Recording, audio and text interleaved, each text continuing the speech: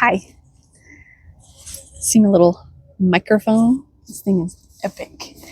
I left my phone outside and then walked 2 rooms into my house and it was still crystal clear. Hopefully the background noise isn't as loud. Okay. So obviously doing the daily reading didn't work out. So I want to do something different. And that is, I'm just going to read whatever. And that will be us spending time together with God. Because when 2 or more come together, there he is in the midst of us. So I was doing some stuff for work and I'm like, you know what? I need a break. I feel like reading the book of Esther. Esther is one of my favorite books for 2 reasons. One, she didn't want anything that became of her life, but she handled it really well. And I don't know, she stood up in the face of adversity. And I think that's something that resonates with me. When people tell me to stay down, I'm like, I'm going to prove you wrong and I'm going to stand up. But also the whole book completely encapsulates this other verse, Romans 8:28. And it says, "And we know that for those who love God, all things work together for good, for those who are called according to his purpose." And I think that's just one of the beautiful things about this is the enemy had so many plans to tear everything down. And Esther and her, I believe it's her uncle, Mordecai, loved God so much and completely surrendered to him that God took everything that the enemy planned for bad and worked it out to save everybody. So with that said, I'm going to start Esther. I may or may not read the whole thing tonight. Depends. We'll just go until we go. But first, you need to get your coffee decaf because it's late and I have to get up in the morning. Okay. Esther, chapter 1. Now in the days of Ahasuerus, the Ahasuerus who reigned from India to Ethiopia over 127 provinces, in those days when King Ahasuerus sat on his royal throne in Susa, the citadel, in the 3rd year of his reign, he gave a feast for all his officials and servants. The army of Persia and Media and the nobles and governors of the provinces were before him, while he showed the riches of his royal glory and the splendor of pomp of his greatness for many days, 180 days. And when these days were completed, the king gave for all the people present in Susa the citadel, both great and small, a feast lasting for 7 days in the court of the garden of the king's palace. There were white cotton curtains and violet hangings fastened with cords of fine linen and purple to silver rods, and marble pillars, and also couches of gold and silver on a mosaic pavement of porphyry, marble, mother of pearl, and precious stones. Drinks were served in golden vessels of different kinds, and the royal wine was lavished according to the bounty of the king, and drinking was according to this edict. There is no compulsion, for the king had given orders to all the staff of his palace to do as each man desired. Queen Vashti also gave a feast for the women in the palace that belonged to King Ahasuerus. That is a whole lot of partying. On the 7th day, when the heart of the king was merry with wine, he commanded Mehuman, Biztha, Harbona, Bigtha, and Abagtha, Zethar, and Carcass, the 7 eunuchs who served in the presence of King Ahasuerus.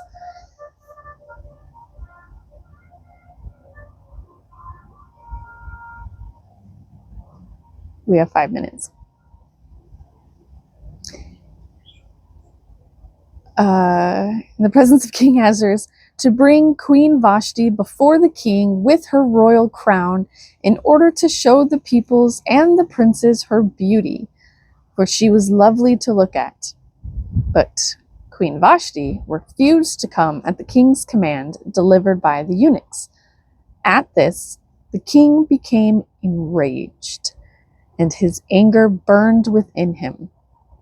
Then the king said to the wise men, who knew the times, for this was the king's procedure toward all who were versed in law and judgment, the men next to him being Karshena, Shethar, Admatha, Tarshish, Meres, Marsena, and Mumakin, the 7 princes of Persia and Media, who saw the king's face and sat first in the kingdom. According to the law, what is to be done to Queen Vashti, because she has not performed the command of King Ahasuerus delivered by the eunuchs? Then Memucan said in the presence of the king and the officials, not only against the king has Queen Vashti done wrong, but also against all the officials and all the peoples who are in all the provinces of King Ahasuerus. For the queen's behavior will be made known to all women, causing them to look at their husbands with contempt, since they will say, King Ahasuerus commanded Queen Vashti to be brought before him, and she did not come.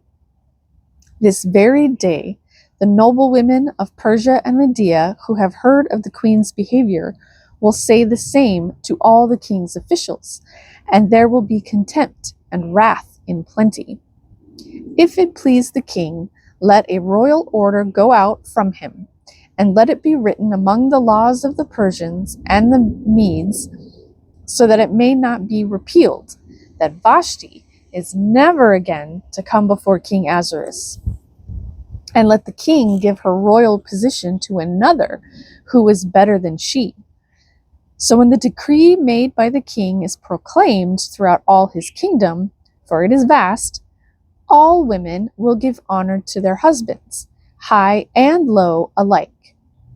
This advice pleased the king and the princes, and the king did as Memucan proposed. He sent letters to all the royal provinces, to every province in its own script, and to every people in its own language, that every man be master in his own household, and speak according to the language of his people. I'll be back in a second. Okay, I'm back. The colors are done. Okay, chapter 2. After these things, when the anger of King Ahasuerus had abated, he remembered Vashti, and what she had done, and what had been decreed against her. Then the king's young men who attended him said, Let beautiful young virgins be sought out for the king, and let the king appoint officers in all the provinces of his kingdom to gather all the beautiful young virgins to the harem in Susa the citadel, under custody of Hegai, the king's eunuch, who is in charge of the women. Let their cosmetics be given them, and let the young women who pleases the king be queen instead of Vashti. This pleased the king, and he did so. Now there was a Jew in Susa the citadel, whose name was Mordecai, the son of Jair, son of Shimei, son of Kish, a Benjaminite, who had been carried away from Jerusalem among the captives, carried away with Jeconiah, king of Judah, whom Nebuchadnezzar, king of Babylon, had carried away. He was bringing up Hadassah, that is Esther, the daughter of his uncle, for she had neither father nor mother. The young woman had a beautiful figure and was lovely to look at. And when her father and her mother died, Mordecai took her as his own daughter.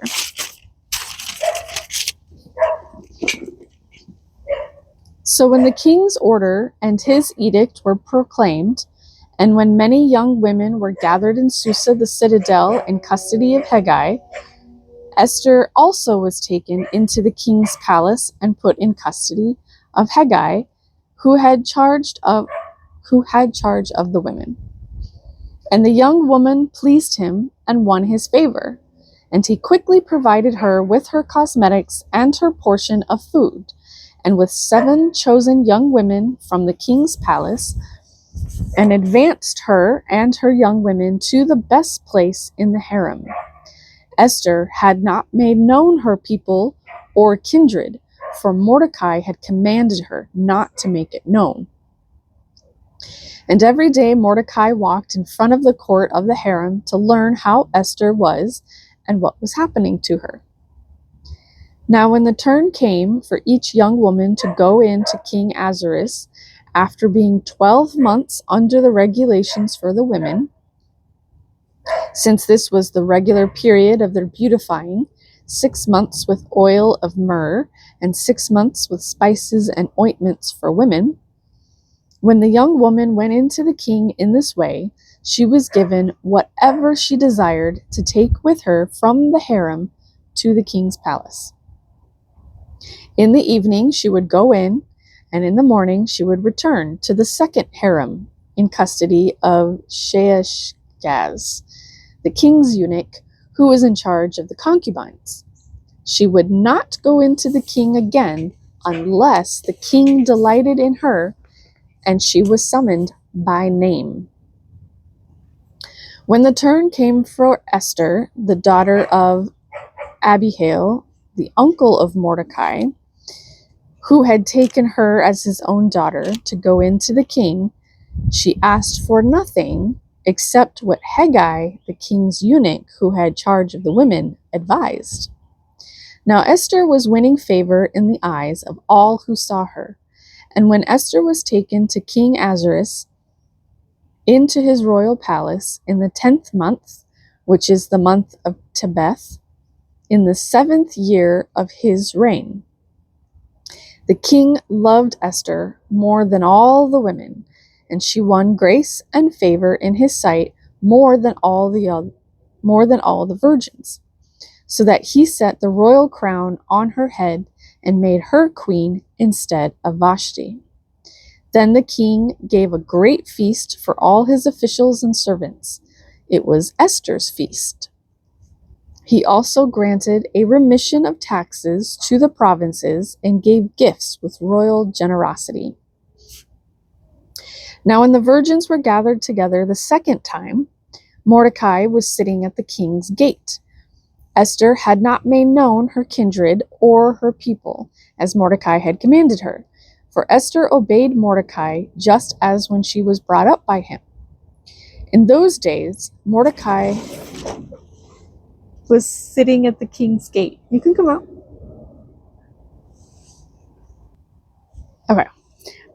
In those days, as Mordecai was sitting at the king's gate, Bigthan and Teresh, 2 of the king's eunuchs who guarded the threshold, became angry and sought to lay hands on King Ahasuerus.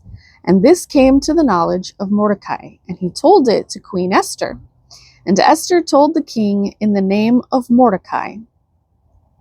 When the affair was investigated and found to be so, the men were both hanged on the gallows, and it was recorded in the book of the Chronicles in the presence of the king.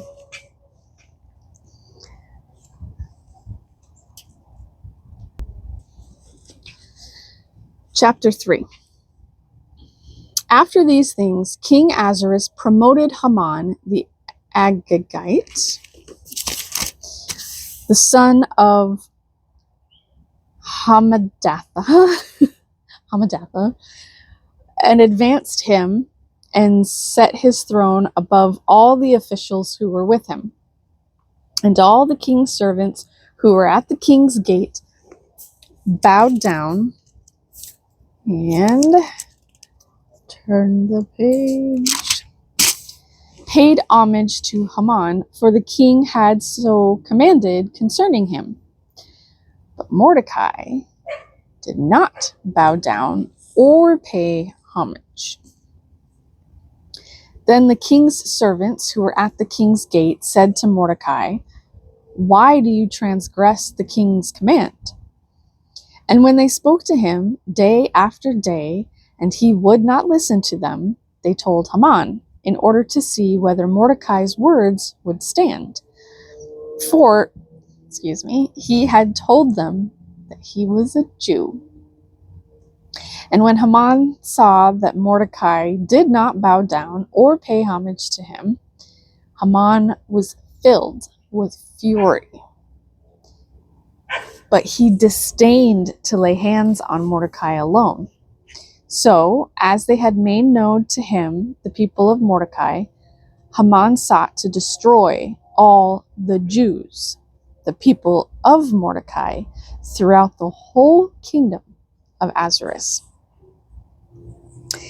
In the first month, which is the month of Nisan, in the 12th year of King Ahasuerus, they cast pur, that is, they cast lots, before Haman day after day, and they cast it month after month, till the 12th month, which is the month of Adar.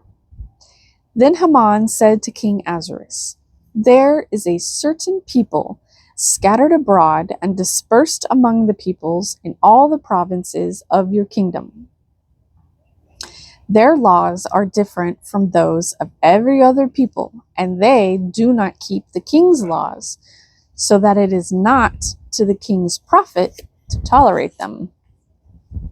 If it please the king, let it be decreed that they be destroyed, and I will pay 10,000 talents of silver into the hands of those who have charge of the king's business, that they may put it into the king's treasures." So the king took his signet ring from his hand and gave it to Haman, the Agagite, the son of Hammedatha,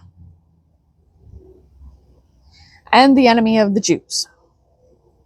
And the king said to Haman, "The money is given to you, and the people also, to do with them as it seems good to you."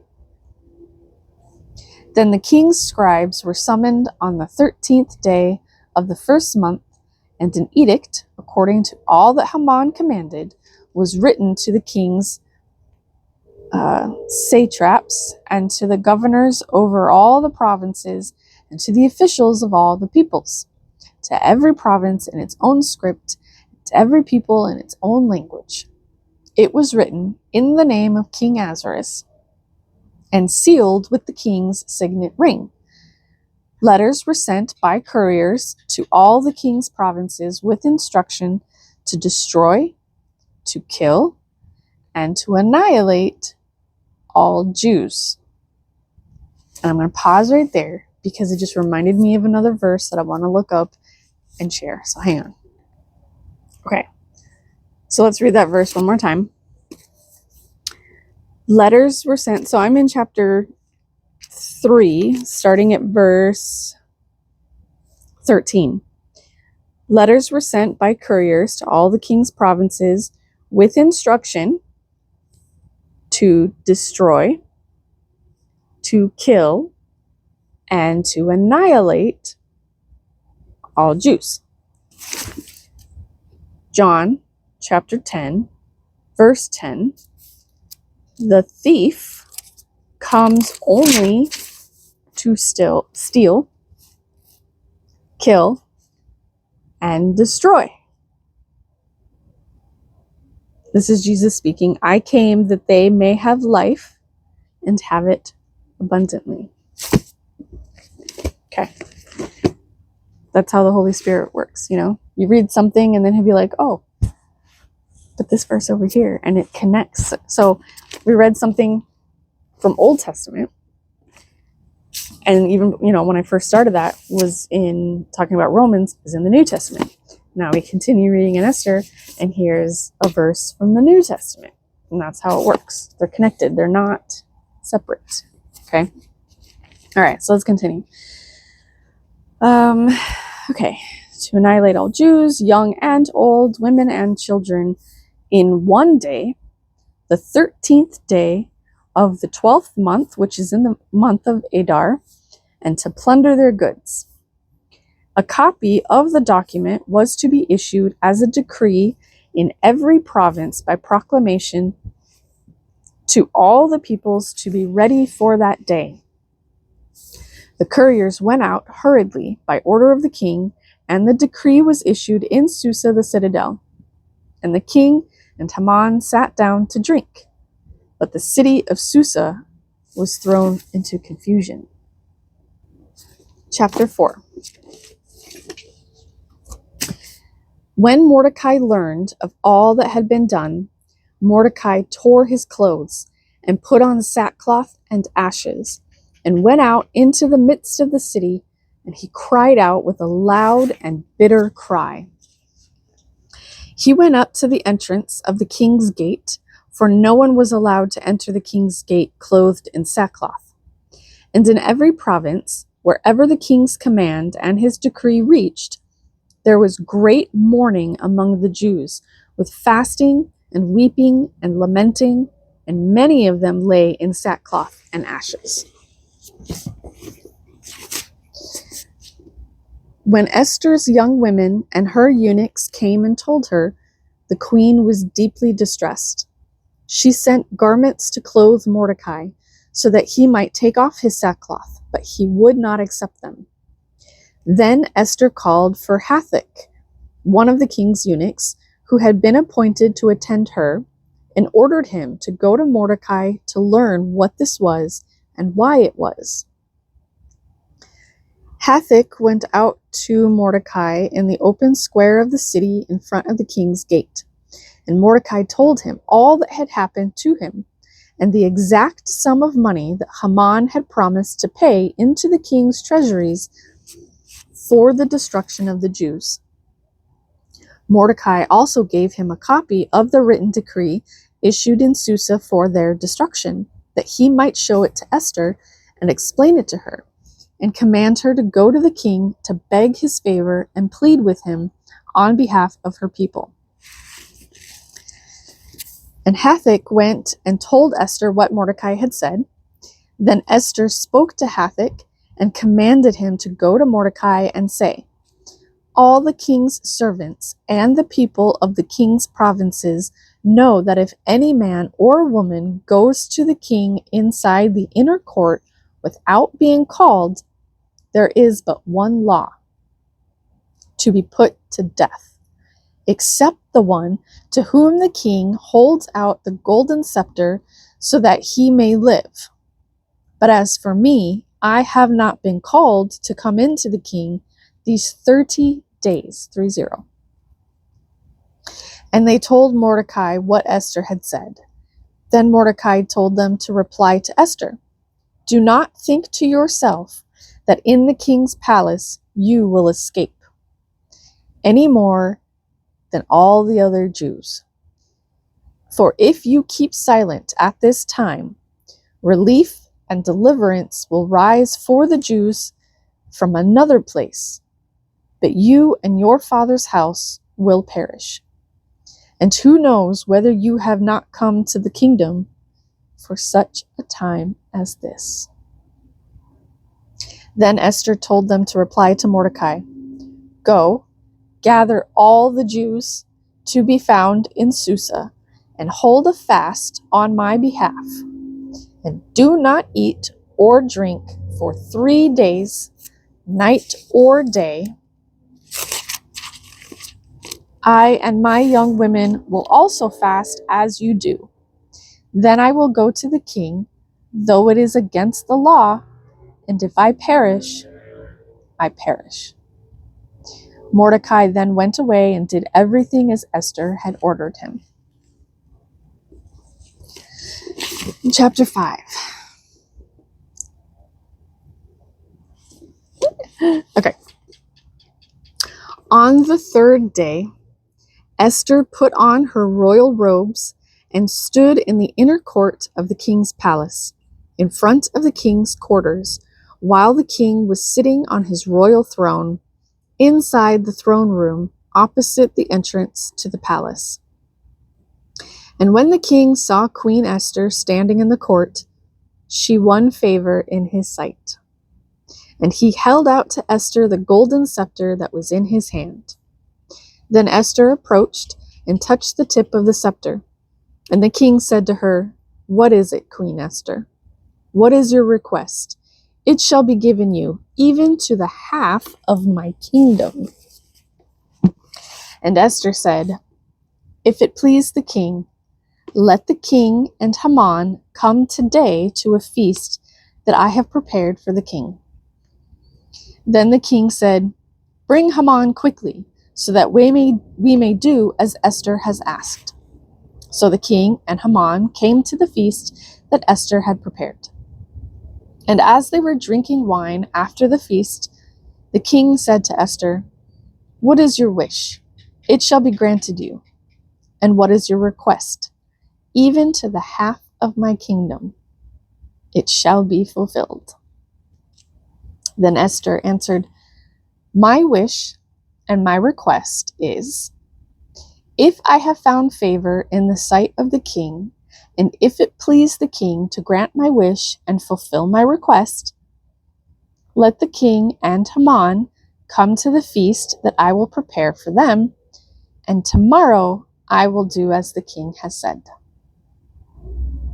And Haman went out that day, joyful and glad of heart.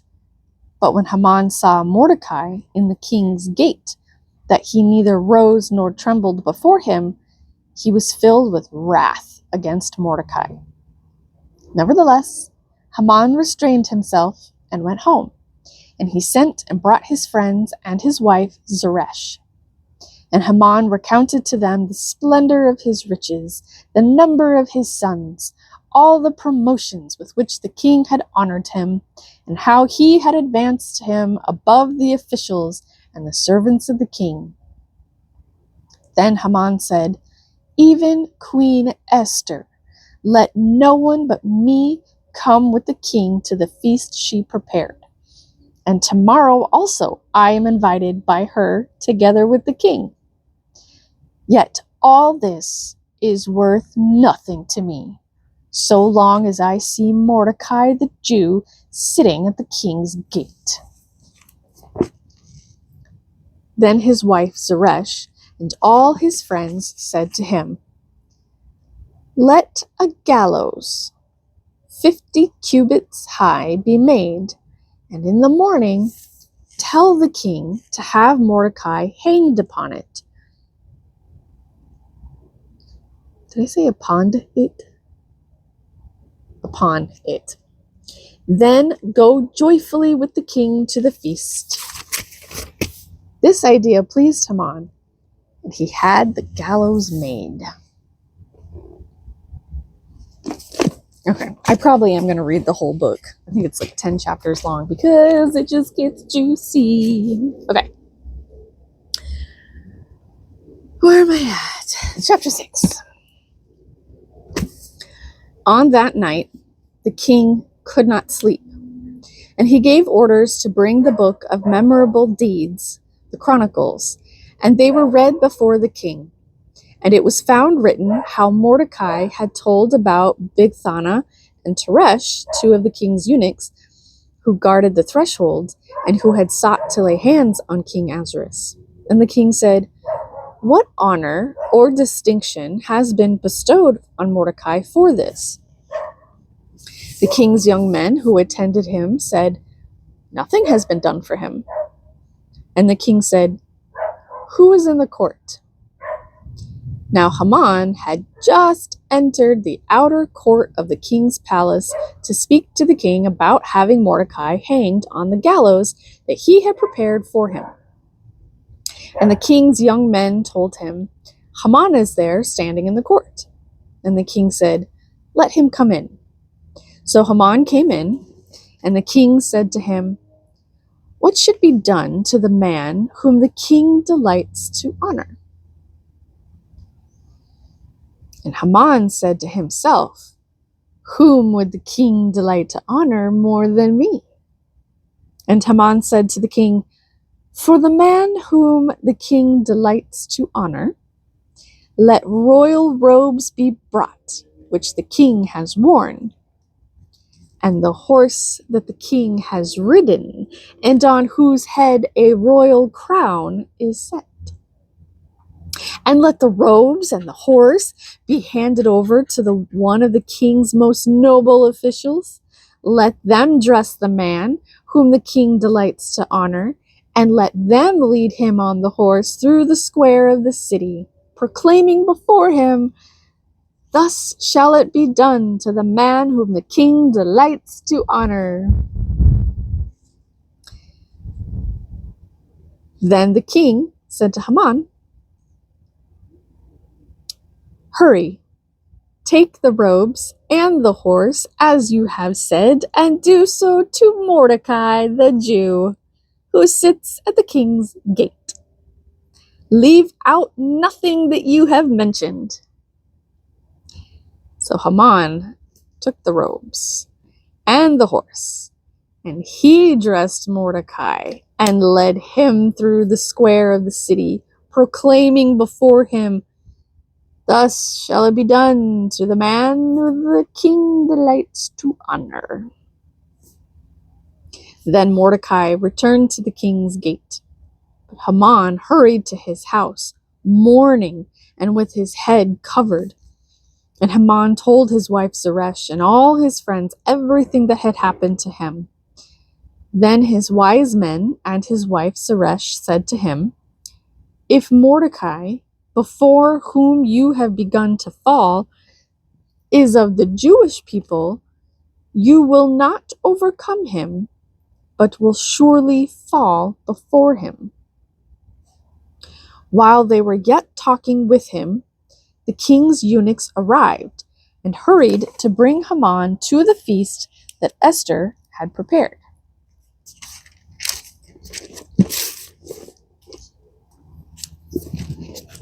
Chapter 7. So the king and Haman went in to feast with Queen Esther. And on the second day, as they were drinking wine after the feast, the king again said to Esther, what is your wish, Queen Esther? It shall be granted you. And what is your request? Even to the half of my kingdom it shall be fulfilled. Then Queen Esther answered, if I have found favor in your sight, O king, and if it please the king, let my life be granted me for my wish and my people for my request. For we have been sold, I and my people, to be destroyed, to be killed, and to be annihilated. If we had been sold merely as slaves, men and women, I would have been silent, for our affliction is not to be compared with the loss to the king. Then King Ahasuerus said to Queen Esther, who is he, and where is he who has dared to do this? And Esther said, a foe and an enemy, this wicked Haman. Then Haman was terrified before the king and the queen. And the king arose in his wrath from the wine drinking and went into the palace garden. But Haman stayed to beg for his life from Queen Esther, for he saw that harm was determined against him by the king. And the king returned from the palace garden to the place where they were drinking wine, as Haman was falling on the couch where Esther was. And the king said, will he even assault the queen in my presence, in my own house? As the word left the mouth of the king, they covered Haman's face. Then Harbona, one of the eunuchs in attendance on the king, said, moreover, the gallows that Haman has prepared for Mordecai, whose word saved the king, is standing at Haman's house, 50 cubits high. And the king said, hang him on that. So they hanged Haman on the gallows that he had prepared for Mordecai. Then the wrath of the king abated. Chapter 8. On that day, King Ahasuerus gave to Queen Esther the house of Haman, the enemy of the Jews, and Mordecai came before the king, for Esther had told what he was to her. And the king took off his signet ring, which he had taken from Haman, and gave it to Mordecai. And Esther set Mordecai over the house of Haman. Then Esther spoke again to the king. She fell at his feet and wept, and pleaded with him to avert the evil plan of Haman the Agagite and the plot that had been devised against the Jews. When the king held out the golden scepter to Esther, Esther rose and stood before the king. And she said, if it please the king, and if I have found favor in his sight, and if the thing seems right before the king, and I am pleasing in his eyes, let an order be written to revoke the letters devised by Haman the Agagite, the son of Hammedatha, which he wrote to destroy the Jews, who are in all the provinces of the king. For how can I bear to see the calamity that is coming to my people? Or how can I bear to see the destruction of my kindred? Then King Ahasuerus said to Queen Esther and to Mordecai the Jew, behold, I have given Esther the house of Haman, and they have hanged him on the gallows, because he intended to lay hands on the Jews.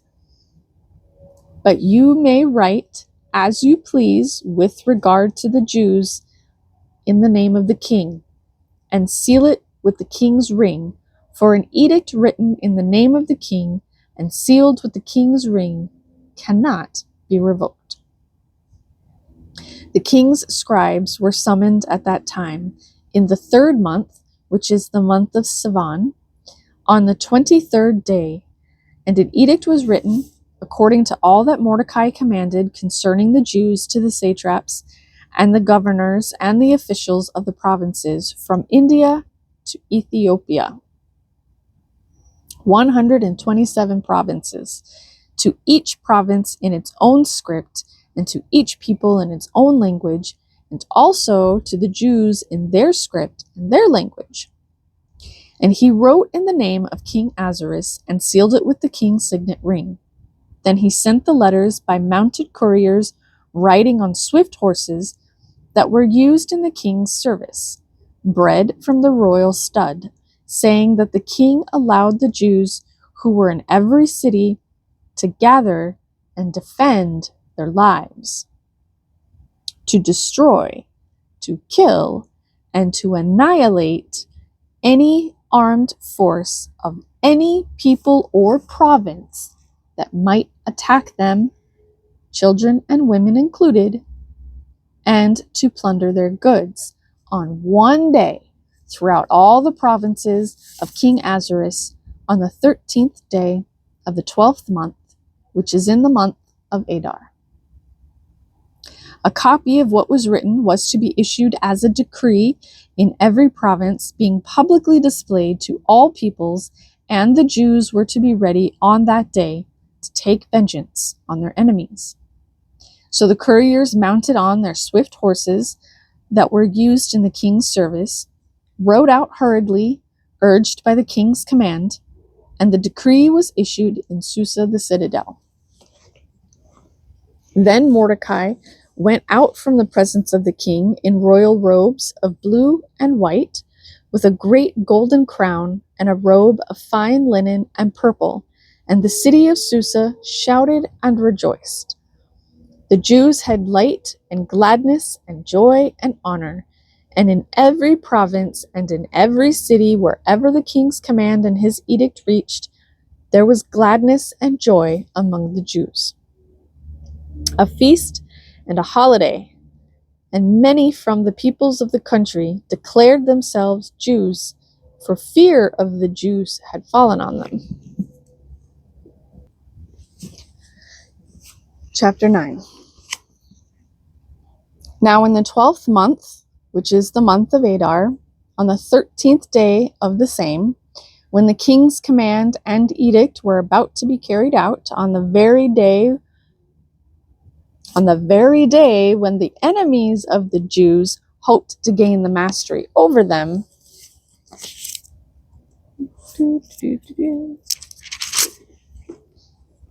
the reverse occurred. The Jews gained mastery over those who hated them.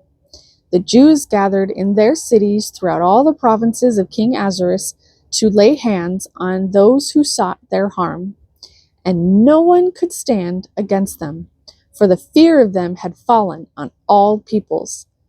All the officials of the provinces, and the satraps, and the governors, and the royal agents also helped the Jews, for the fear of Mordecai had fallen on them.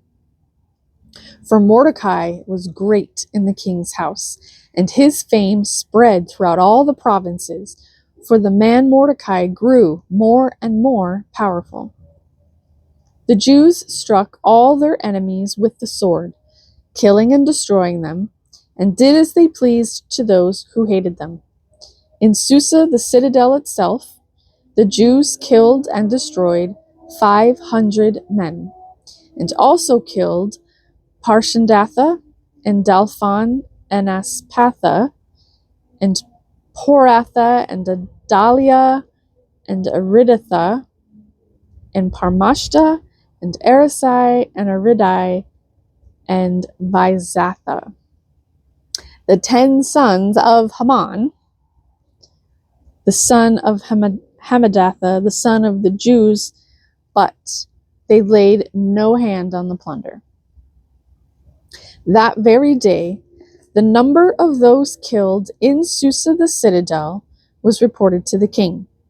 And the king said to Queen Esther, "In Susa the citadel the Jews have killed and destroyed 500 men, and also the 10 sons of Haman.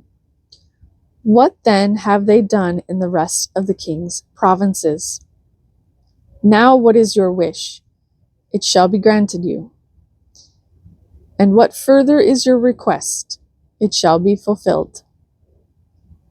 And Esther said, "If it please the king, let the Jews who are in Susa be allowed tomorrow also to do according to this day's edict, and let the 10 sons of Haman be hanged on the gallows." So the king commanded this to be done. A decree was issued in Susa, and the 10 sons of Haman were hanged. The Jews who were in Susa gathered also on the 14th day of the month of Adar, and they killed 300 men in Susa. But they laid no hands on the plunder.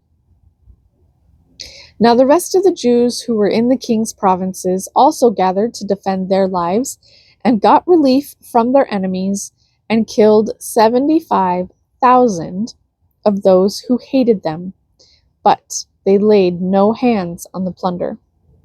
This was on the 13th day of the month of Adar, and on the 14th day they rested, and made that day of feasting and gladness. But the Jews who were in Susa gathered on the 13th day and on the 14th, and rested on the 15th day, making that a day of feasting and gladness. Therefore, the Jews of the villages who live in the rural towns hold the 14th day of the month of Adar as a day for gladness and feasting, as a holiday, and as a day on which they send gifts of food to one another. And Mordecai recorded these things, and sent letters to all the Jews who were in all the provinces of King Ahasuerus, both near and far, obliging them to keep the 14th day of the month of Adar, and also the 15th day of the same year by year, as the days on which the Jews got relief from their enemies, and as the month that had been turned for them from sorrow into gladness, and from mourning into a holiday, that they should make them days of feasting and gladness, days for sending gifts of food to one another and gifts to the poor. So the Jews accepted what they had started to do and what Mordecai had written to them. For Haman the Agagite, the son of Hammedatha, I think I've said that 3 different ways now, the enemy of all the Jews, had plotted against the Jews to destroy them, and had cast that is, cast lots, to crush and to destroy them. But when it came before the king, he gave orders in writing that his evil plan that he had devised against the Jews should return on his own head, and that he and his sons should be hanged on the gallows. Therefore they called these days Purim, after the term Pur. Therefore, because of all that was written in this letter, and of what they had faced in this matter, and of what had happened to them, the Jews firmly obligated themselves and their offspring, and all who joined them, that without fail they would keep these 2 days according to what was written, and at the time appointed every year, that these days should be remembered, and kept throughout every generation, in every clan, province, and city, and that these days of Purim should never fall into disuse among the Jews, nor should the commemoration of these days cease among their descendants. Then Queen Esther, the daughter of Abihail, and Mordecai the Jew gave full written authority, confirming this second letter about Purim. Letters were sent to all the Jews, to the 127 provinces of the kingdom of Ahasuerus, in words of peace and truth, that these days of Purim should be observed at their appointed seasons, as Mordecai the Jew and Queen Esther obligated them, and as they had obligated themselves and their offspring with regard to their fasts and their lamenting. The command of Esther confirmed these practices of Purim, and it was recorded in writing. Chapter 10. King Ahasuerus imposed tax on the land and on the coastlands of the sea, and all the acts of his power and might, and the full account of the high honor of Mordecai, to which the king advanced him, are they not written in the book of the Chronicles of the kings of Media and Persia? For Mordecai the Jew was second in rank to King Ahasuerus, and he was great among the Jews, and popular with the multitude of his brothers, for he sought the welfare of his people, and spoke peace to all his people. There we go. That is the book of Esther. It's pretty intense, and it's one of my favorites. So, anyway, hope you enjoy. Bye.